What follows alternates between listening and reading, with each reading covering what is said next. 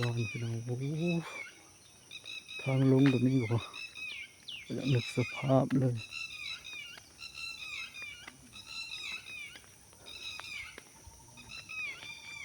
นี่ห้องตัวนี้เป็นห้องน้ำตกพี่น้องใช่ไหมล่ะดูโชคผมตกลิ้น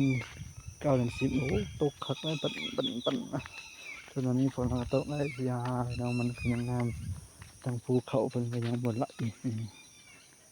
เรียกว่ามันมีเป็นแหล่งท่องเที่ยวระดับหนึ่งของประเทศไทยเลยพี่น้องเขาใหญ่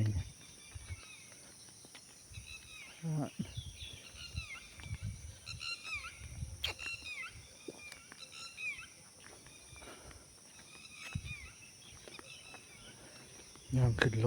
งหลายรอบเลยเนาะ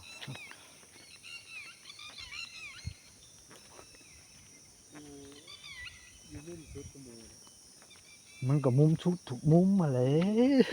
โชคเฮาเนาะโอ้มันชูเนาะยิวโอ้โคตรไทยเลยพี่น้องใครก็ได้มาเที่ยวเนาะโอ้เลยเนาะเอามาอยู่แต่หันบ่ได้เห็นความงามเนาะค่ะขึ้นมาพี่เราโอ้โคตรงามเลยมาตอนนั้นยังตอนช่วงสงกรานต์นั้นใบไม้ท่านนี่เขียวครับมาตอนนี้โอ้ยนี่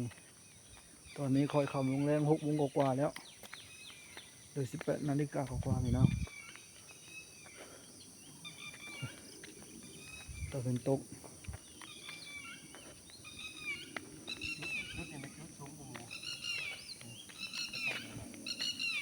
จุดสูงวะวิวถี่เว้ย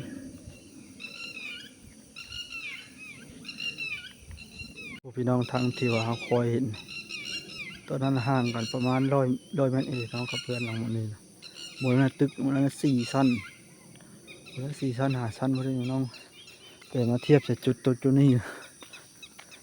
สำหรับพื้นเลยชั้นแรกเลยนี่ความสูงมาจากนึกสภาพ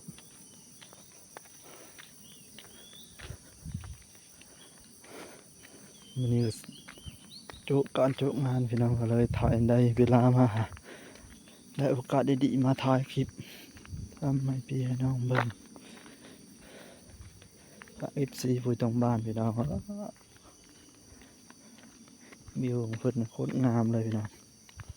มาผ่าน2 คนพี่น้องแล้วชมวิว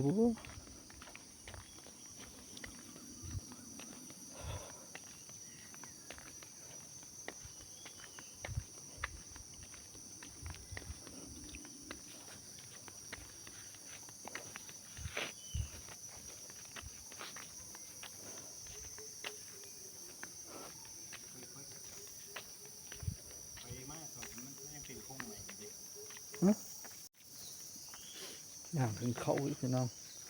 ย่างขึ้นย่างลง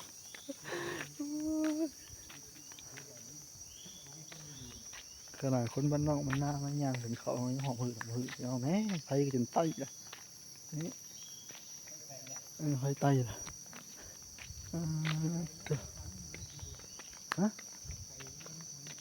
ไก่เติบเลยนี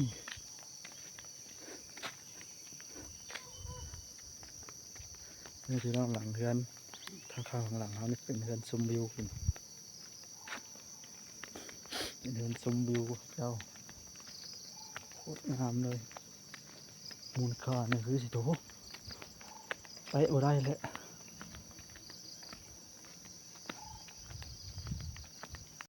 มาย่างกับลงพี่น้องลงไปอยู่บนเขาพักกันแล้วตอนนี้ก็เริ่มย่างลงภูกระนองเขาเริ่มลอยแล้วข้างๆนี่ก็คือซีเมนต์สวนมะม่วงนี่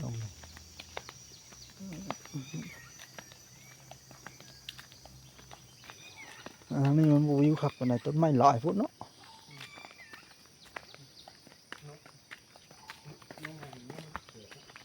มันเกิดร้านไม้อย่างนี้นะไม่เสียงไฟเนาะ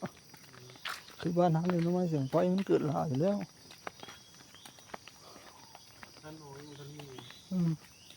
เพราะตัวเขากันยันชัดเข้ามานะโมตั้งล่างเขาก็ใส่นั่นอีกใส่เล็กอ้อยโอ้ยเขาอะไร ยันหมดสัตว์ป่าเนี่ยเขามารบกวนเนาะ ตูตูตูย่ามันมีสั่งหน้าเลยส่งปีที่แล้วเรามามีสั่งลงมานี่ก็มีแต่ไม่ง่ายนี่ เฮ็ดจังนี้ก็ผู้เจ้าบอกว่าอยู่ดุนแล้วนะ